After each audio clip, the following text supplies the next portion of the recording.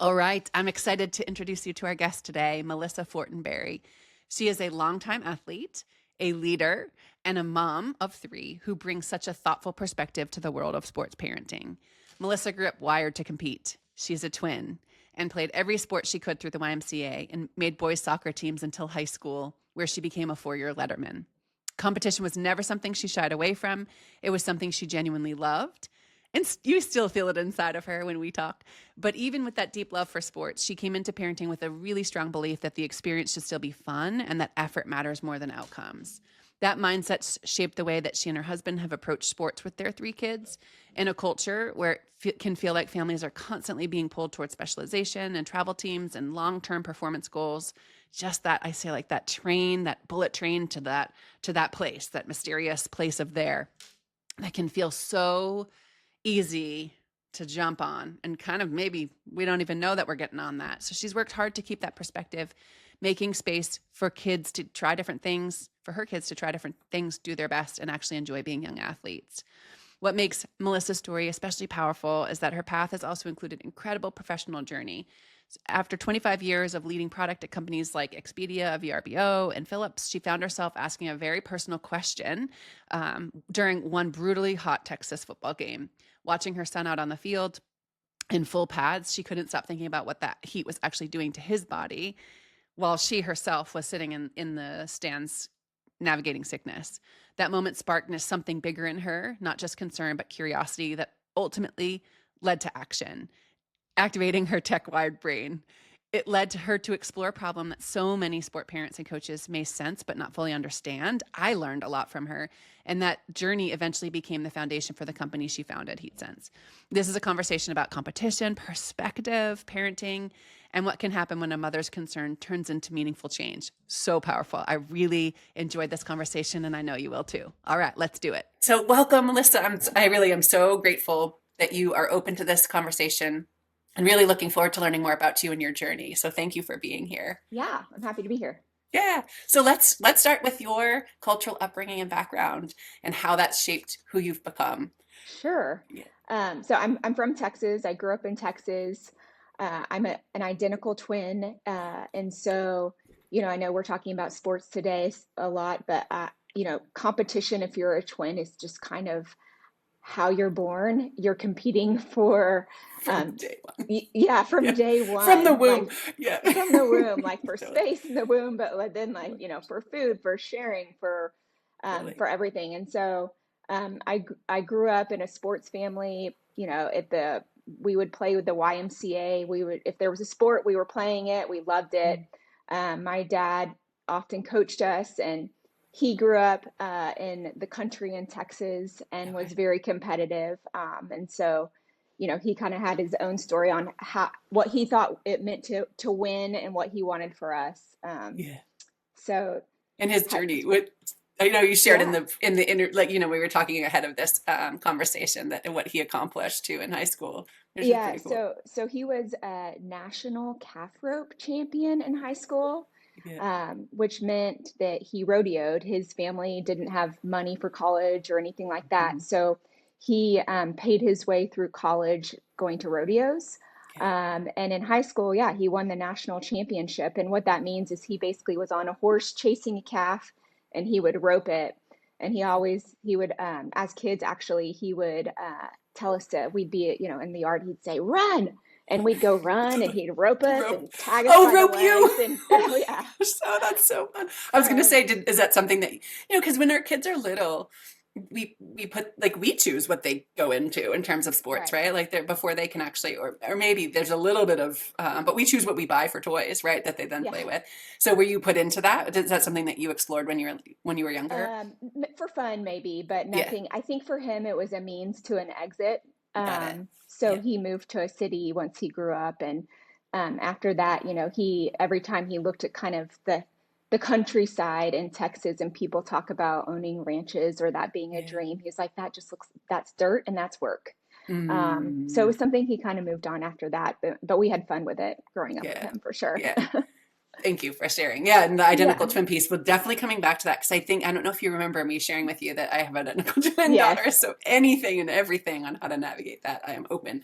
Right. So yeah, so growing up, so YMCA, playing sports, so sport was kind of just woven through the fabric of your life, and was yeah. So same where there, and just your journey and arc through what that Yes. looked like. So I would say that, having kids now, every child is very different, Mm, and their innate competitiveness, I think, is something that we have had to learn about, if it's something they're kind of born with or something they might develop. I would say that I was born with it. My yeah, dad used to call it the killer instinct. mm, Like, if you're born with it, you will do anything to win, to and you win. hate losing. You know what I mean? Mhm. And so that's it. I was I was born with it. I love to compete. We played soccer, was the sport I Mm, loved the most. And I think that through competition, I learned the sports I could not play. For example, tennis. mm. Like, there were too many opportunities to lose because of all the points in tennis. So I could kind of have fun with tennis, but it wasn't something I could compete with. Oh my gosh, Um, that's great so I played, self-awareness too. yeah, Yeah, I played soccer in high school. I was a 4 years on the varsity team. yeah. I'm in my 40s, and so when I was growing up, there weren't soccer for girls wasn't as prominent, Mhm. and so I was actually on boys teams until high school, Okay. and I think that's probably a fair competition at that age. Hmm. And through about eighth grade, I could beat most of them. So Yeah. it was good training and good fun, and a little different than how it is today. But I Mm, decided not to compete in college. It was okay for me to kind of leave that in the past. mhm. But I ended up marrying a soccer player. My husband played D1 soccer. And so Yeah. it's kind of been, sports is something that's always been part of our life, and competition. We both, love to win, hate to lose. Yeah, so where did that channel, right? So like that inner Right. fire when yeah, well, a couple questions there. First is this, like, what did your parents, in terms of when you look back at your childhood, ways that your parents showed up that allowed you to, Mm. that you've pulled forward into your own parenting, maybe that allowed you to develop, that allowed you that space to nurture that killer instinct inside, and then also walk from a sport that you'd given so much to. Yeah, I guess for me, it's interesting.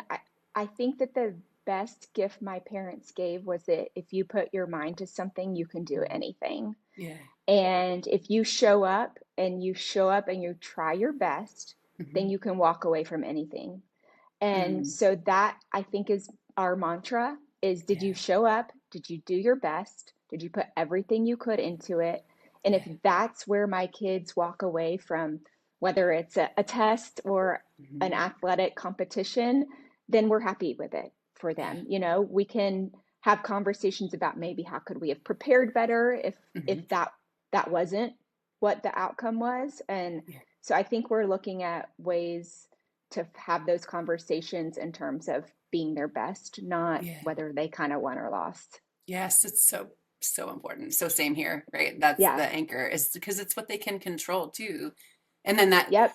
starts to shine a light on in terms of your core family values. Have you ever explicitly done work in that to talk about those, of what matters most to you in terms of your home and what guides you? I mean, hard work, it sounds like effort, two things that Yeah. pop. Yeah.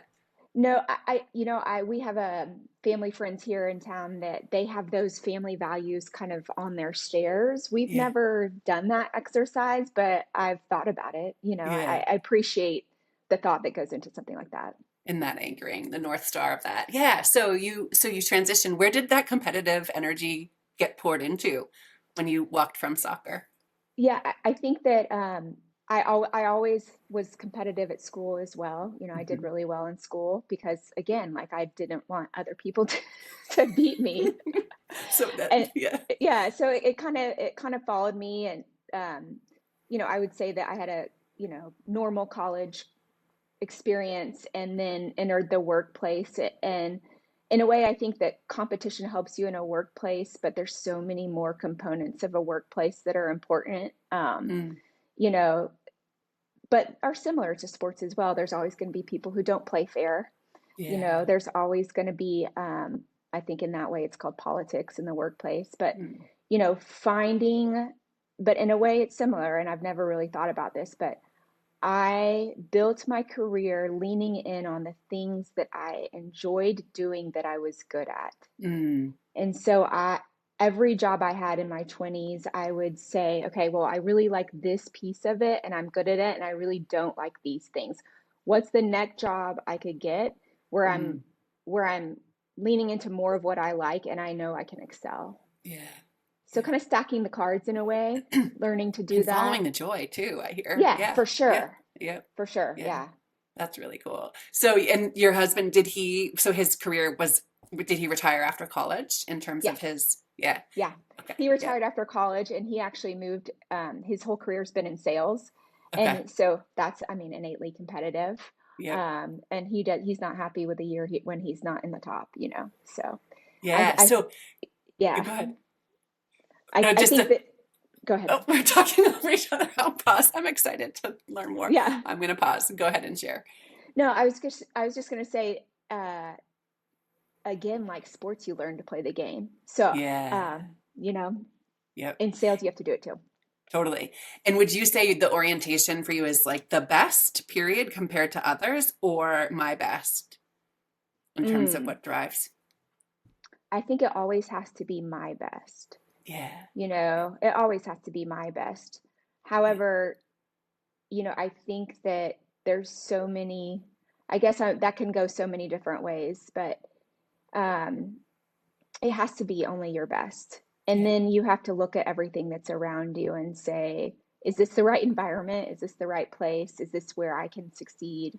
Uh, and oftentimes that can be no, things need to change. And, every once in a while you can find yourself in a situation where you're like, yes, this is the place I'm supposed to be. Totally. Yeah. And you hear it in when you were talking about what you've pulled forward into the parenting in your home with like, did you try your best, meaning their best, Yeah, not the outcome based, like, did you win or right. lose, right? Yeah. Right. And I think that's so tricky, even with kids, in terms of even in the, like, if we shift gears to just like parent talk, right? Like Yeah. in the space of business, because outcome matters. So it's like, how does outcome matter yet? Like, so we set the goals. There's just having this conversation with the parents. Like, we set the goals, we have the target, and Yeah. then we kind of roll it back to what we can control because there's factors in that we can't, right? Yeah. Yeah. And Yeah, so, we're dealing with my 10th grader. He's mm, in a lot of AP and honors classes and hasn't really had to try much until this year, yeah. and learned the first 6 weeks of school that, hey, woo, maybe things don't always turn out how, Yeah. you have to put effort into to things. And I actually think that's something that's going to hit this generation of kids in the face. Yeah. For him, it has, like, today, and I think we talked a little bit about this, there's so much instant gratification Yes. through the internet, through Amazon, that really learning how to work and work hard and Hmm. how to problem solve. I think our kids are going to need a lot of help in that Yeah. area. I absolutely. And the reps to build the competence Yep. too, and the tolerance. So I don't know if do you follow Dr. Becky online? She's like a good No. inside parent. She's amazing. I'm Okay. always shouting her out. I don't know her personally. A close friend knows her personally. Okay. Anyways, she talks about, oh my, I'm like totally, I just went and saw her in my mind. Oh, there was a viral video. She was guest lecturing at Duke, their class called Learn to Fail, which is brilliant and beautiful, Hmm. like cool seminar. And there's a clip of her talking about, when we go from not knowing to knowing, this essentially this learning space, she describes it, and tolerating discomfort of frustration and but the main emotion when we're learning is frustration. So how long we Yeah. can tolerate that discomfort of that, right? Where then allows us to learn more and grow more. And so it's just that space though, It's where are tough. our kids getting the reps for that, and how quickly Hmm. do we, I feel like well, I know I've read it's like reflex for us when our kids are in pain to go in and try Yeah. to like so we have to pause and catch ourselves there.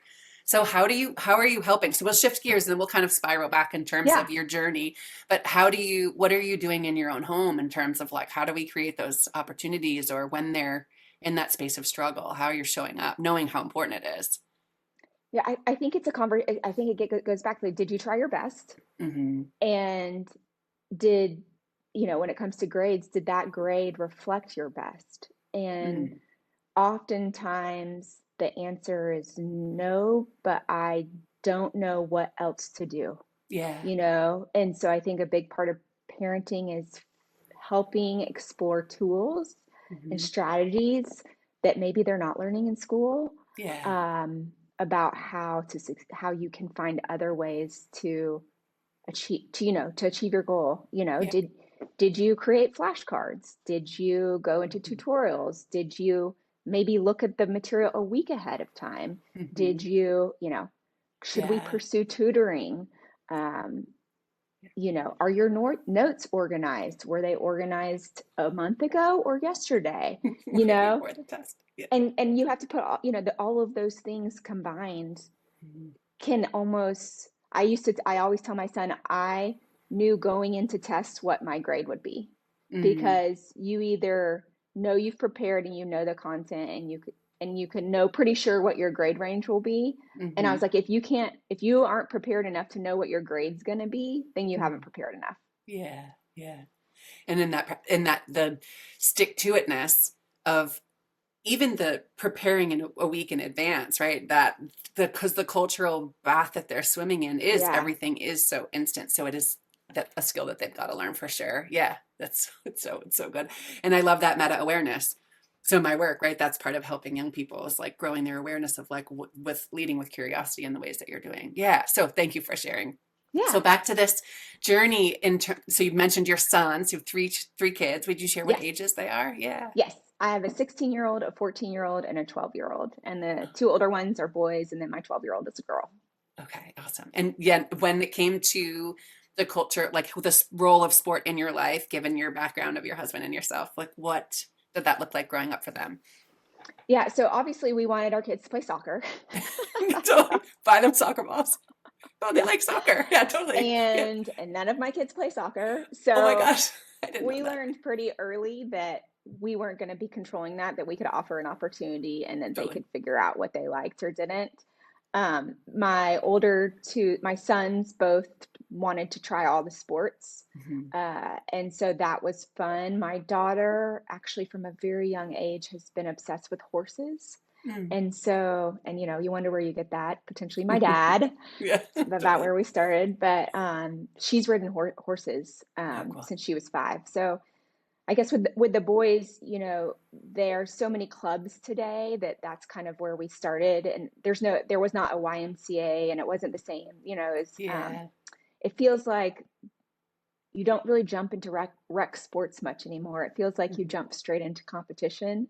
Yeah. And so I think we dealt with that a lot when they were little, trying to navigate the teams and the signing up. So I'd love to, if you want to explore that at all. Yeah, Um, that's it. You had said something about, and yeah, just in preparation, um, looking at my notes, like feeling like outsiders in today's sport yeah, culture. That really was like just striking. So, can you speak more to that in terms of did that pop as you were parenting and going through this journey of yes, like looking for one? Yeah. So say more there. yeah. Yeah. So I think that I found so much joy in sports and competition growing up, that's what the opportunity would look like for my kids. Mm, And I'm hopeful that we shielded the parts that weren't joyful as parents from mhm, them, and that they still will look back and say it was all joyful. But from a really young age, there was competition for my kids to be on certain teams. And mm, they were friends with great athletes and friends with not as good athletes. And mhm, there were parents that were simulating teams and putting teams together in the first grade. mm, And that was really shocking for my husband and I, mm. and very uncomfortable, to be honest. Yeah. It was something as parents we had to talk about, was like, do we want to jockey for our kids to be on a team with their friends if that's how Yeah. signing up for a team goes? Totally. And so very early on, we said we weren't going to play that game. It just Okay. didn't feel right for us. And my kids kind of suffered because of it. There were tears because they weren't on teams with their friends. and they Yeah. didn't understand why. Yeah. And Totally. we couldn't really say anything except for, well, we signed you up and you get put on a team, Yeah. where we knew that wasn't necessarily the case for a lot of the other kids. And Mm, so it felt like we weren't in the club from the very beginning. And that was awkward and weird and sad to me, you know? totally. Yeah. And it hits in like a very human way of like, we talk Yeah. about belonging and connection. It's like, Yes. ooh, like to be feeling like an outsider, feeling excluded. And then what do you do in terms of, I've often talked in this space of this like train that you like hop on, and it's like Yeah. this track that goes like to the top, but it's like feeling like that was the only option, or it's Right. this, right? And what do you do? Yeah. And that is, I think if, in this space with other podcasts and just kind of conversation around youth sports, like there is a cry for this rejuvenation of like a YMCA type, like entry Yeah. level, just play Just play. based, rec level, let them play, let them explore. So that, yeah, that had to be really hard. How did you, so if for, in, to the degree that you feel comfortable, because their parents probably listening, like in similar situations, Yeah. how did you navigate that tension with your husband? What kind of, like, how did you move through those conversations? I mean, I think it was a constant, it was constant check-ins. It's like, Mhm. these people are doing this, or do we want to do that? That doesn't feel right. Mhm. Having just really grounded conversations about what our ethics felt like Yeah. around, and our values. Mhm. And they just felt different for Yeah. several years. I remember, it's really hard to not, because, right, some parents become your friends. Yes. And that was really hard for us too, when, I think that you learn things as parents that you don't expect. But when the parents picked competition over grown-up friendships, Mm. that I'll never get over that. Yeah. Because it Yeah. was, um, it makes you have to figure out, you want to compartmentalize it all, you Mm. know, that people were just making decisions for themselves and it had nothing to do with your friendship, and that their level of importance for something was different than yours. And so Mhm. you just try to talk through it and figure Yeah, out, well, where does that all land? totally. Um, You're yeah, thanks. Yes, and this is so real. Like this, yeah, the space that you're in, and it's easy to then get like throw judgment, right? Like, yeah, and the emotions that we feel in terms of excluded, and then the confusion, all of that. Like it's just so messy. I think yeah. parenting in general is so hard, and then you add in this added layer of at what cost? I love that question as a filter. It's just like, at what Mm-hmm. cost? Like, what are our Mm-hmm. intentions behind these actions? Like, what are we doing here? What's the choice that we're making? And then at what cost? And I hear you, and like when Yeah. you're talking about your process of moving through those filters, and then really at the end of the day, bigger picture, like why so much pressure so young? And because how old Yeah. were you talking about? Like little, right? When they were First just grade. Yeah. first grade. So like 6 years old. Yeah. Yeah, yeah. Second What grade. sports was it, or was it across the board? It didn't Um, matter. Baseball, flag football. Yeah, Yeah, those were the big ones probably. yeah, yeah. No, that's so tough. So how, now that your kids are older, have you had conversations about that, or you just kind of let that go? Like, how do you frame that to the kids? Um, I'm, I don't think they'll remember that part of it, you Yeah. know. Um, so that's great. If they listen to this, maybe we'll have conversations about it. But I Yeah. think, I could always we had to go back to what we felt like our values represented, and made decisions based on that. Hmm. And you know what? Like, let's look at the positives. You made new friends. Yeah. Um, we put you in probably a little bit more uncomfortable situations because Hmm. you didn't know people, or, and those are all great things that you've turned into amazing traits that you have. Hmm. So, And also, you modeled walking with integrity with your values, yes. like that, which is when it's real life and real people and real relationships. That's hard. Like it's way Yeah. easier to say it, to do those things, than it is to actually live it. So yeah. So thank you for sharing that. I am sure that there are so many who feel similarly in terms of outsiders. And I can speak to our own experience in sport that I walking my kids through sports that I didn't play. So like there's Yeah. its own, each sport has its own subculture too, where you're like, I don't Right. really know. I don't know how Mm-hmm. this all goes.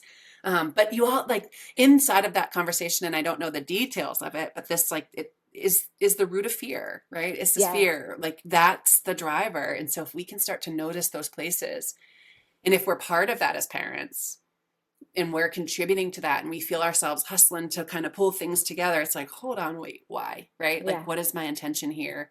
And creating safety internally, which sounds maybe ridiculous when you're talking about youth I sports, but really the know. root, you know?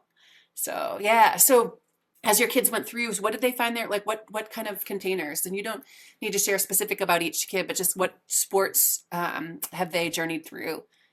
Yeah. So Support. my older son, he has decided, part of the culture today is you kind of can't play at all. Mm, We lived in Austin, so I'm okay. Texas. We were in Austin for Yeah. 20 years. With COVID, we ended up moving outside of Austin into a smaller town, and Mm, that's been such a gift. mm, Because it's a smaller school and it feels a little bit more like the YMCA days, where yeah. if you want to play a sport, try it. Yeah. And most oftentimes you can make a team. That's There's so not all these big school cuts, and so cool.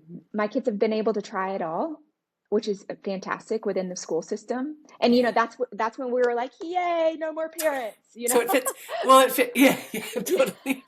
Well, that you're this because the data, it's like the alarms are sounding with the number of kids that drop out of sport, like upwards of 70% by high school. But then you're like, well, where do they get to play? Yes. What's their Right. choice, right? If they're not making the team, it's so real. Okay, so Yeah.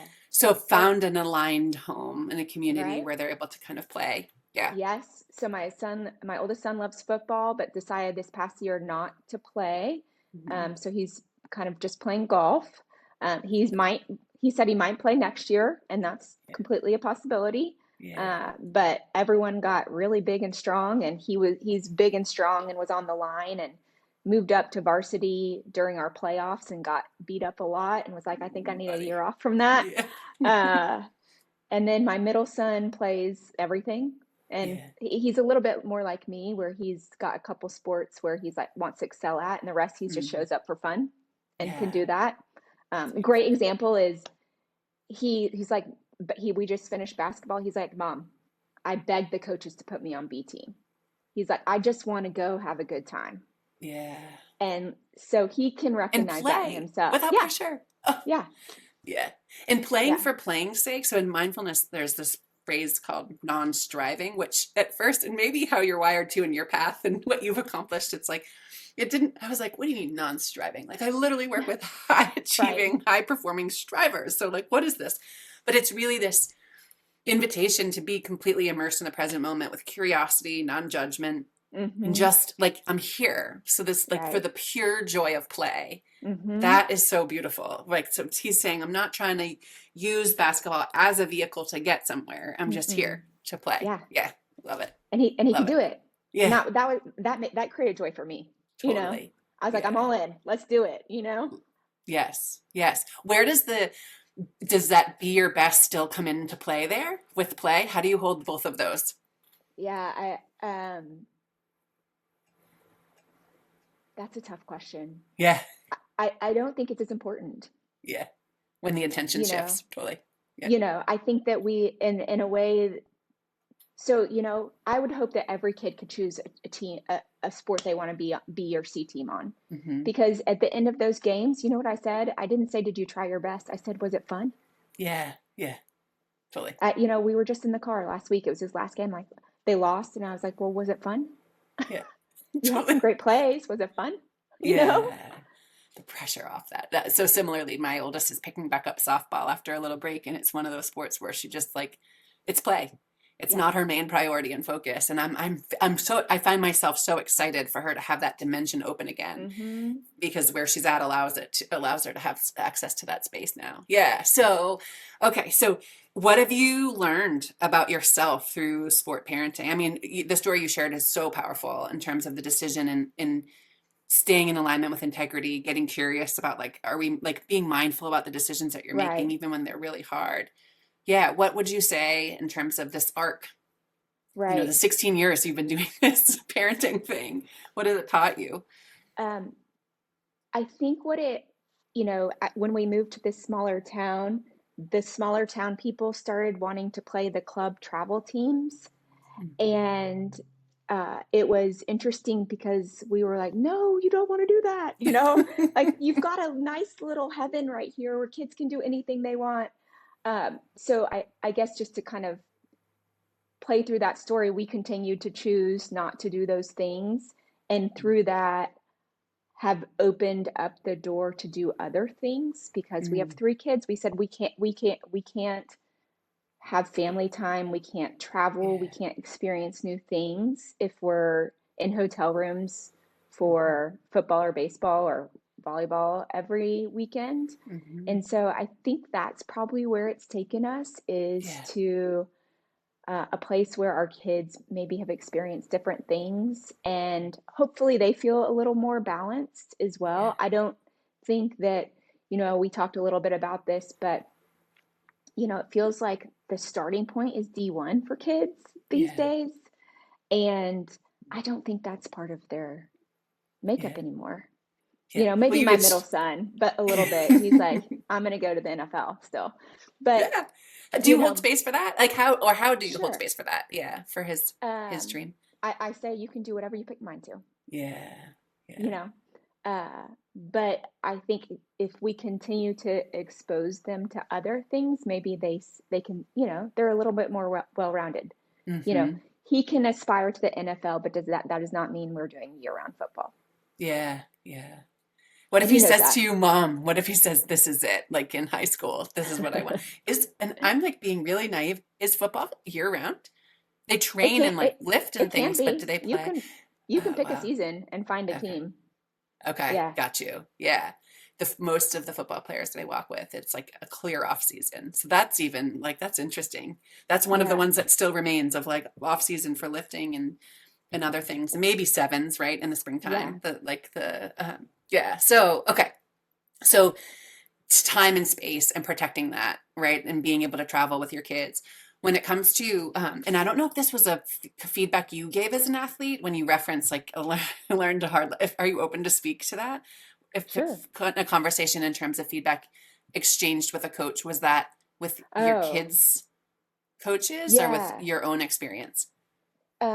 So I did have a situation, in trying to navigate this parenting, and is that I do believe there's a lot of parent coaches that are doing their best. Hmm. And maybe they're all trying to do their best. I think that was a big learning in my career, is that you Yeah. have to show up every day and believe that every person's showing up to do their best in Hmm. their day, and that people are just different, Yeah. and so I do go into things assuming that people are trying their best. Mm. um, but it's so hard to not say things, not give feedback. In Yeah. sports feels like an area where you're not allowed to give feedback. Right, and to contrast that with, and we speak just quickly. I know it would be in the intro too, in terms of your experience, kind of in the work world. So when you're talking about kind of the parallels and what you're seeing in your work environment versus like this dynamic, I would love to hang here for a second. So would you Yeah. share, yeah, in terms of what where you've places and spaces that you've worked and Well, led? it's the complete opposite in the workplace. Is Mm, that the only way to grow and learn is with feedback. mm-hmm. Uh, and so to feel like you can't give any, or your child might be punished, or there might be some kind of political reaction from a coach, it's also uncomfortable, you Totally. know? Yeah. Well, and Um, that allows for, yeah, it's yes, I'm gonna pause. You're hitting on something that I feel and can see, and that silence and this kind of wall up and this like not like in both directions, like parents and right, coaches being able to communicate more openly and effectively is right. critical for the if we're centering the child and their development. Yeah. So why? So in your experience and work, right? That you just said like that's what leads to growth is the feedback. Yeah, that's the only Yeah. way you grow. Yeah. Yeah. So Yeah, and what can we do differently as parents to, and then what can coaches do differently as those that are leading to be receiving that? Yeah. What are your thoughts there? Uh, in my situation, when I gave the feedback, it was just suggesting an alternative to try and give. I believe that if you aren't put into harder situations you can't rise to the level. Mm, And so I think there's a double negative somewhat in sports is if you never let the kids who aren't as good, if you don't put them in the harder situations, how can they rise totally. up? Hmm. And so that was my recommendation is, hey, should we switch? Like, have you thought about switching things up? You might be surprised. Some kids might Yeah. show up in different ways. Yeah. And in this situation, it was a friend that was a coach, and I think I hurt their feelings because Yeah. they were showing up and doing their best. And that Yeah. wasn't my intention at all. So again, it Hmm. went back to friend. It could have, I don't think it impacted the friendship, but it created an uncomfortable situation. Yeah. Um, but would you would think that kind of feedback should be welcome. And I think Yeah. it was welcome. It was just surprising because I don't think there was bad intention, you know? Yeah. Yeah. Yeah. Um, Well, and that is, it's not normal. Like it's not yeah, in what we're told in terms of messaging. Part of why I started this space is to talk about things that we don't talk about, that we're not, that, and when it comes to, we were speaking of like the disappearing rec, like presence in this massive movement for club and year round and this yeah, pressure and this kind of train. It's like, okay, in that we've got parents making like making moves and all these things, yeah, right? And so the pushback to that comes flying from the other side of like parents are the problem and be quiet and say nothing. right. And when you like what, like no, Yeah. like no. So where's this middle space where there's healthy growth, right? And so I think it isn't the norm. So if you were to take a magic wand and just like take your life's experiences, including what your work, your career, like all the ways that you've grown, and say, okay, what would it look like what would healthy feedback just that centers the child's development look like in terms of parent and coach and this. You know what? We should create a business, an app Totally, that's that's totally. blind communication. So wait, well, we want to have them help them turn toward each other. So say more there, right? That may be the Well, first step. you Yeah. know, what if it's I think there's too much fear today that Mm, maybe the first step is that you know, the suggestion box. yeah. What if we created a suggestion box for coaches and that, you know, you Yeah. didn't have to put your name on it? Yeah. But maybe it was always about your kids, so it'd be obvious. But, Right. um, Yeah, you I know, struggle some with kind the of anonymous, platform. Yeah, the anonymous piece, only because it's like, I mean, this is my dream and and I know I'm like, it's like a quantum leap in terms of skill sets to be able to do it. But it's like to be able to actually turn toward two parties, the coach is needing this, that, and I don't know if you're referencing like Brené's gift of generosity, that what you're talking about, that like lens of like best intentions. I'm assuming best intentions, right?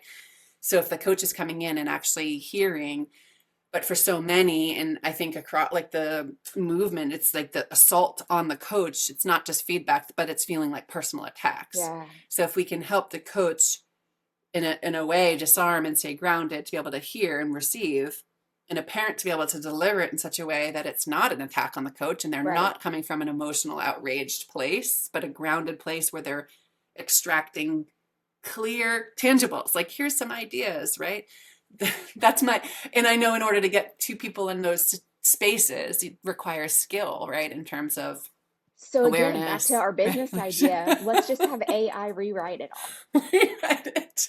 Take in a rant from a parent, Yeah, really rewrite angry, it. and then here you go. Here's what you can Yeah, say, not yeah, say. Okay, yeah. love it. Well, that speaks to your business. I have a lot of ideas, so I can feed you lots of ideas. So let's start to shift into that direction. So take us into the story in terms of the summer when you were sick, right? And that Yeah, moment for you and what your, was it your oldest son or your middle son yes. watching football? Yeah. Yeah, so last summer I was driving to my son's game. It was 107 degrees outside, which is Yeah. not normal. Hitting 100 is pretty normal. And for a lot of the summer Which days, not in being New England, 100 but yeah. is normal in Texas. Texas. Yeah. Yeah. But going to his game, I was thinking this is really hot. And so I was sitting in the stands and I got sick from the heat. I was Mm. nauseous, I was dizzy. I couldn't cool off. And I think that for parents who have kids in the, play sports in the summer in hot places, we've always worried about the heat, but that was the first time that my worry like took a big jump to fear. Yeah. And I immediately was like really scared for the kids on the field if I was feeling that bad. Yeah. And they're in uniforms and on turf. And turf, it can be 20 degrees hotter. Which So is wild. it's Yeah. it is wild. And there's kids puking. That's not uncommon, which that's Right. not good. Um, Yeah, but if we pause to just also keep the picture painted of this overlay of the culture, like eager kids wanting to do well, they want for better or worse, wanting to impress coach, yeah, impress parents, like wanting to perform and striving, and also like if the body is acting this way, again, like trying to move the needle on this one, but the old school messaging of suck it up, probably what maybe you heard growing up too in sport, like suck it up, tough it out, like yeah, just keep pushing, and that, right? So you've oh got that yeah. kind of like overlay in the very real piece with the heat. Yeah. Yeah. So totally agree. And so long story short, I went and can I tell you a little about Sure. what I learned?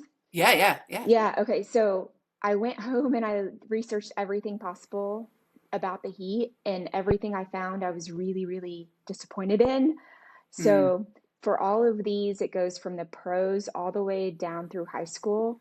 The regulations only deal with the heat once there's visible symptoms. And the mm, way heat works is that once there's visible symptoms, someone can be in a critical state. yeah. So the regulations are too late.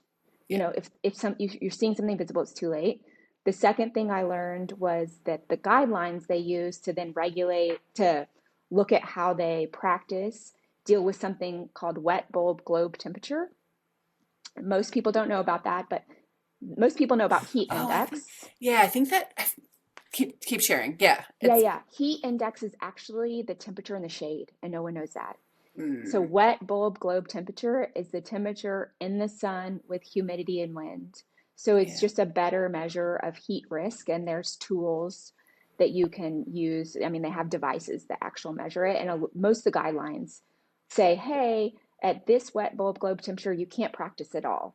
Mm, At this level, depending on where you are, you can practice for 2 hours, but you must take a break for five yeah. minutes every Is that what 20 trainers minutes. are using, you think? Yes, Like athletic trainer? yes, Okay. Yeah. yeah. So when you Yeah. say, "Hey, we have to have a break," that's what they're looking at. Okay. Um, but again, that's applying one weather metric to every kid, Yeah. and every human body shows up to practice uniquely hydrated, uniquely I was going to say, I know my friend acclimated. who was an ATC would like, I went to UGA and she was on the sideline. So she'd have like each person's unique water bottle hydration Yeah. blend, like Yes. specific for them. Yeah. Yep.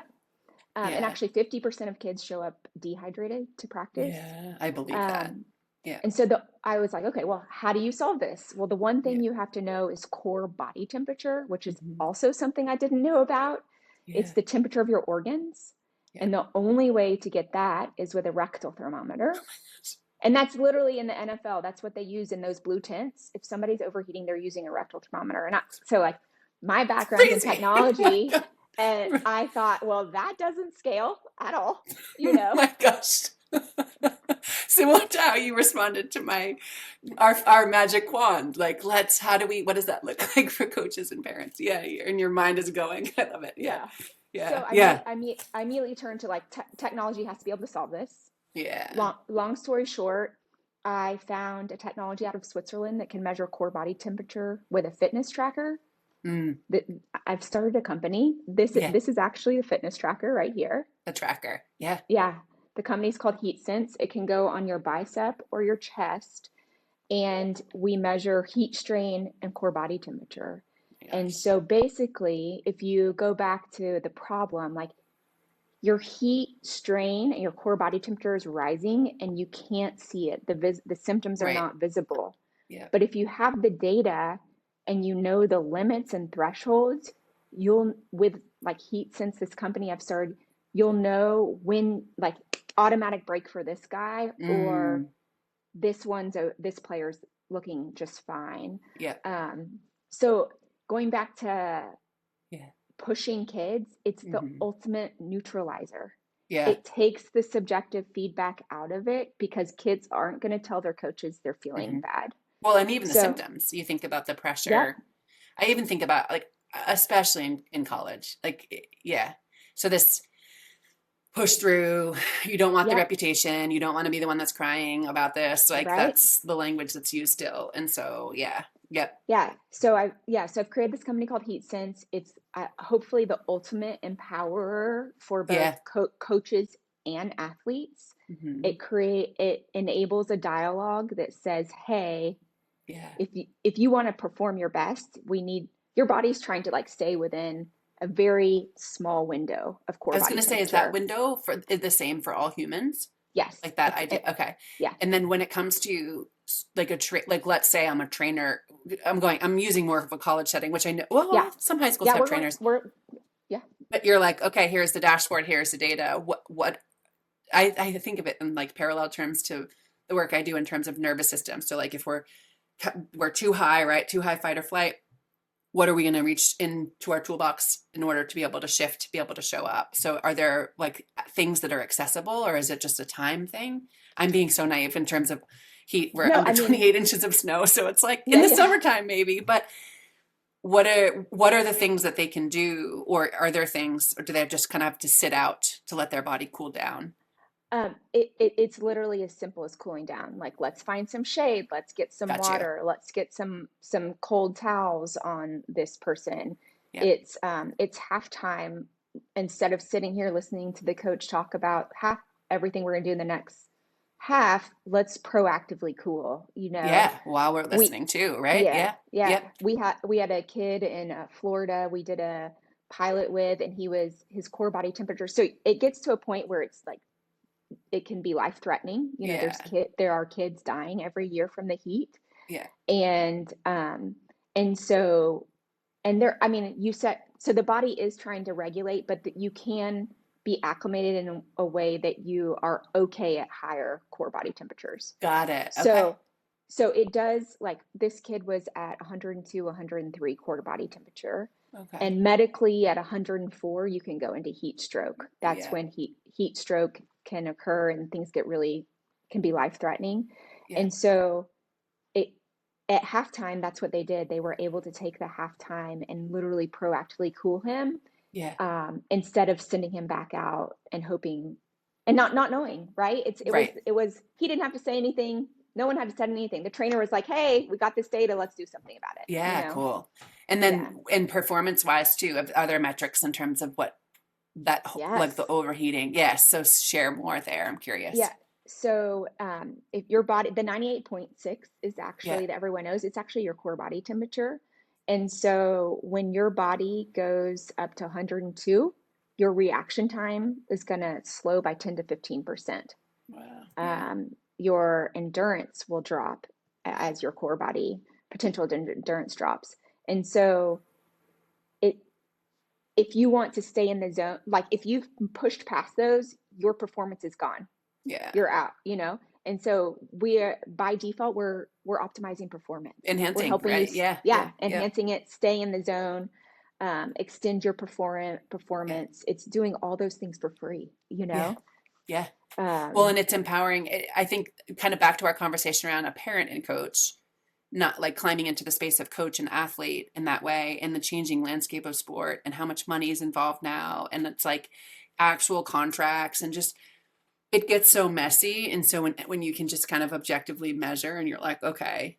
So I think one of the questions that if I was listening to this, I'd have, and because I've had it with like Whoop and the wearables and things, is like how mhm. accurate, like how in terms of, and does it even matter in terms of what you're watching for trends? So like, of course it matters, Right. but yeah, how would you speak to the accuracy in like the, Yes.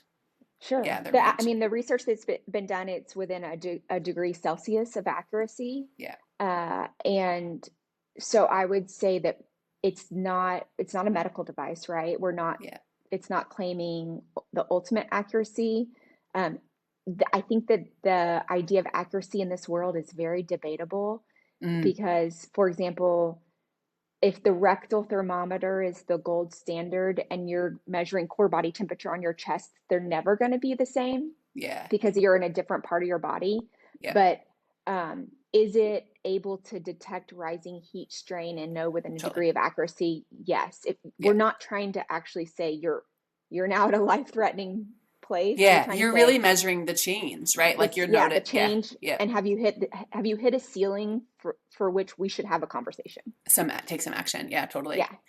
And so that, yeah, and this ability to, I just come back to the place of the information grounding it. So it's not like, oh, you just need to try harder or, oh, right. Like cut through all of Yeah. that and give a tool in terms of, yeah, empowering the kids and also the benefit in terms of performance. Just, yeah, I love it. I love it. And Yeah. how would you say, so what is this journey in your intersection and coming through sport? So like your own personal journey, your journey as a parent through sport, now having this product, like this technology that you've created, and like what's your experience been in sport in that way? Like what have you learned? Yeah. Um, I think that I've learned that the feedback is awesome. Yes. Um, and that in Texas, it's not hard to find a coach that's scared of the heat. It's really common. I Mm, think that the biggest thing I've learned is there's just not enough education, yeah. about the heat.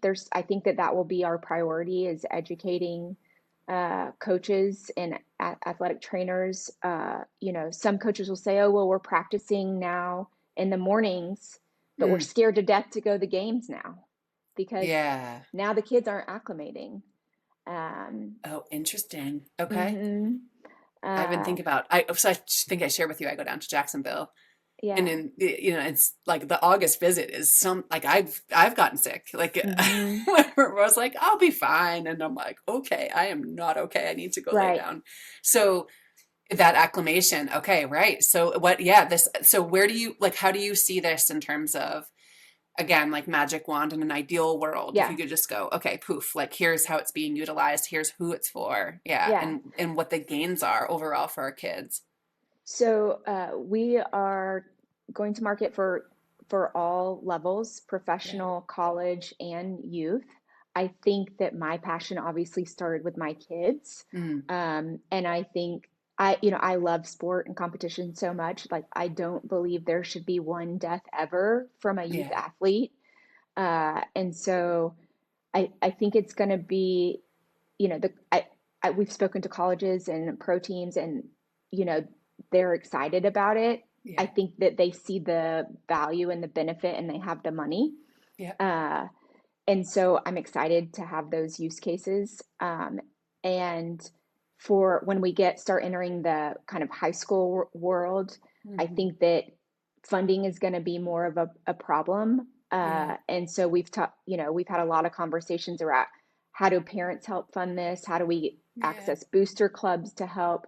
I think at the end of the day, the company will grow where there are schools that can find the funds. Yeah. My magic wand is that Mm. there's legislation that Mm. makes every kid carry one of these like they carry a laptop. Yeah. Yeah. Uh, you know, if the ultimate goal of a school is safety, then Totally. why not? Right. Yeah. What do your If you kids can think of it? have the data, why not? And wearing it? Like, what do your kids say? In Oh, terms of, yeah, how they see like yeah. entrepreneur mom. Yeah. Yeah, I think they think it's fun Yeah. when we're out on the field working out. On a field working out, everyone's asking us what we're wearing, and so there's a Yeah. lot of great conversations. And you talk to all their friends, they're like, "Oh yeah, cool." Yes. It's interesting. All the kids say, "Yes, I've been nauseous. Yes, I haven't felt good," and some of the coaches will be like, "Oh no, they're fine. They're fine." Yeah. And so I look forward to the future where we have we're just getting started. The company just launched last year. So So where we, exciting. we start to have all those testimonials and they're just, they don't stop where it's like, Yeah. yeah, this has been And the incredible. resistance, yeah, the resistance comes down in Yeah. terms of, I think anytime there's something new, it's like uncertainty, new, different uncertainty. Well, like, how's it going to go? How's it going to impact me from the Yes. coach's standpoint? And then like ultimately, I think the pressure that they feel in terms of like the performance. And what I feel like, like why this conversation, why I completely support what you're doing in terms of like, yes, like getting behind this. Yeah. It's that you're centering the kids and their Yes. well-being, right? And like that, Yes. like coming back to this whole, like, let's get off this train, because where's that train actually going to? Even if you make it to the pros, even if you make it to the Olympics, like at the end of the day, they're young people, like in this vehicle of sport. And so why would we not, right? Yeah, be taking Yeah. care of them and keeping them center. Yeah, Yeah. absolutely. So The I think the performance optimization, if you're going to buy a $500 bat or a $500 yeah, helmet, you know, why not buy, like, this is guaranteed performance in a way. And yeah, that I've thought, like, well, a bat is potential, but it's not a guarantee. If you can yeah, really know when you're going to stay in the zone, yeah, it's amazing. If you kind of go back into the heat strain world of things, if someone has heat illness and their core body temperature has increased to 104, the athlete has to recognize the symptoms, yeah, tell the coach, and get cooled off, like in a right. cool water or ice bath within 30 minutes before things Yeah, get life threatening. yeah. It's the window's too short, And it's honestly, like it's a lot when you mix in from a development like to put on them to have that awareness. And I wonder if it's too like concussions. Like my daughters have had experienced them, and they are adamant that they are fine. Like Yeah, I'm not sure if it's the same. Like they're just yeah, there. And I know now that part of that, what's happening with the brain, is that they feel fine. Like they are yeah, convinced that they're actually fine when they're not. So yeah, I think in terms, yeah, I love it. Anytime the word empower comes and it's like centered around young people and giving them the tools and yes, helping them have those conversations and make those decisions and stripping away the emotion from it. I think the piece for me in my mind goes right to like, all right, continuing to empower, like we've got the data. So it's kind of like, so what, now what? Like, what are my tools? Like, how can I, in yeah, terms of like, what can I do about this so I don't feel stuck? So I actually feel like I have a right. choice in how I respond, so I can get out there and do the things that I love. Yeah. I, Yeah. I also think that coaches don't have enough resources today. And Yeah. so I think it empowers coaches too, because it empowers them with the data so they don't have to worry about each kid. It's like, just look Totally. at the data and spend your time coaching, Yeah. right? Yep. It actually will help you win the game because you'll know that one actually you need to rotate out Yeah. for a few minutes. So, like, use it Yeah. to your advantage, right? And enable that conversation with the athlete, you Yeah. know, It's like the stay in the game, you totally. know? Well, and it reminds me of I don't even know if there's multiple companies, but I know that one of my husband's friends, he's in sports performance, and he works with hockey teams, and they're like, they're tracking how much they're Oh yeah. moving. Like, and Hmm. that then dictates like who's going out and getting ice to, like, that's the data that they're collecting there. So yeah, no, it makes so much sense. Yeah. It's beautiful. So in this journey, so this vision of having it be just kind of an integrated part, right? Like it's information that we Yes. know now that we have a way to actually measure it, have a dashboard in terms of who's where. Um, what would you say, big picture, your vision for sport, not just youth sport, but in general? Like again, back to that Ooh, magic wand. Like what does it look ooh. like? Let's dream. The one word that came to my mind when you said that was fun.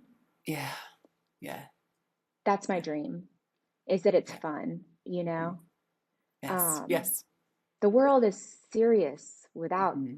kids' sports having to be so serious. Hmm. Hmm. There's so much more our kids have to worry about than we did. So, like, why not make this fun? You Yeah, know, yeah, you've competed at a level I can't imagine, but I think looking around, you kind of know the one or two kids that may have a future potential. You know, you can tell, and the rest of them, like, just have fun, just have yeah. fun. Well, and So I challenged that though a little bit, because I okay, was that kid that was like, I don't know if anyone could have seen, maybe I'm not being totally fair, but would have okay, seen that at 9, right? That would have been me. But the dream inside of me, right? It was like okay, so big inside of me. And that desire, like you talked about, that like it factor. And so yeah. first it was swimming. And then I don't know, in the 1999 World Cup, right, for soccer for women, I also played soccer. It was like a Oh, you huge did? deal. Yeah. So like I didn't play it in that, watching that. That was such a big moment. Like Mia Yeah. Hamm was my favorite athlete Yes. at the time. Yes. So I was Me like too. all in on soccer and then being able to um, take off and swim. So I like holding space, but letting them, what I've learned from in the conversations in this space is like letting the kids lead. And then Mm, also anchoring back to family values of what matters most and making like we make the decisions like sitting down for family dinners or having off seasons. In an interview that just launched a little bit ago with Dr. Kate Bennett, she talks about like we're 6 weeks unplugged. We go camping and mountain biking and oh, like wow. she's like I know all the data. She's one of my she's an incredible psychologist. Um, and working, she's a USOPC, one of the psychologists on their list. So she sees it, right? So all that to say, yes, holding space. So can the fun still be there? And at, I believe that at no point, right, should the stress in the big picture outweigh like the joy be sucked from it so Yes. much. Like, is that really worth it? So I'm with you for the fun and inviting us to hold space for those that are maybe not the Yes. visible ones, but the dreamers that really want to see how far they can take it because But because it's what wonder it driven. came from you, right? Totally. Yeah, totally. Yeah. Yes. Yeah. It came from Like you. literally wishing on a star. It was like, I look back, I'm like, what? I don't know. I just was pulled. I'd find the first star. I would say, starlight, starlight, first star I see tonight. And I would just envision it. And then I had these models, role model women at the time that were emerging in sport, where it was like Mia Hamm was literally like, she was a Yeah. rock star to me. Mm-hmm. And then Jenny Thompson. And so I was so inspired by witnessing them. And then we got to watch the 99 team. They came, or nine, maybe it was 97. I can't remember, but the US national women's team came by like local to us. We got to see them in real life. So it was like Oh, cool. these giants. And that Yeah. I was always pulled to that. Yeah. That expression of using sport to see how far it could go. So yeah. Yes. So, I love but that. letting them lead. Yeah. Yeah, for sure. So yeah, amazing. Is there anything that I didn't ask you that you were hoping I would? Um, I don't think so. This has been fantastic. So fun. Yeah, I really have Yeah. enjoyed getting to know you and I look forward to being able to support and share the message, right? And Thank also the you. education piece. Hopefully parents are listening. I mean, I know that parents are listening, but wanting to find out more information. Can an individual parent buy Yes. the heat sense? Okay. Yeah. Yes, So do they do I'm that? hoping that's part of the path too, that we find it. There's a bit of a parent revolution around Okay. this. Yeah. Um, that and they find that empowerment. Yeah. So our website's heatsense.com Okay. and Awesome. any parent can buy it now. Yeah, we have an app for individual athletes and then a dashboard for the team solution. So That's awesome. Yeah, yeah. amazing. Thank you so much, Melissa. Yeah, it's Yeah, so great thank to be in touch. you. Hopefully someday meet in person. Yeah, that would be Like, awesome. yeah, awesome. Maybe in Okay, Florida. You said you're going to Florida in August. Jacksonville. Yes, yes. Oh my gosh, yes. Like so when you talk about this, I cannot relate from the New England life, right? In the Yeah. summertime it gets hot, but Jacksonville and then Georgia in the summers, and even Yes. when we were doing preseason for swim, we were running that stadium, and I'm like, Yes. oh, I Yeah. mean, we'll just It's leave that tough. there. Yeah, but that like we could have probably our trainer probably could have used those. So, Right. anyways, yeah, awesome. Okay, we'll be All in right. touch. It's so Thank great. you so Yeah, take much. care. Okay, Okay. bye. Bye.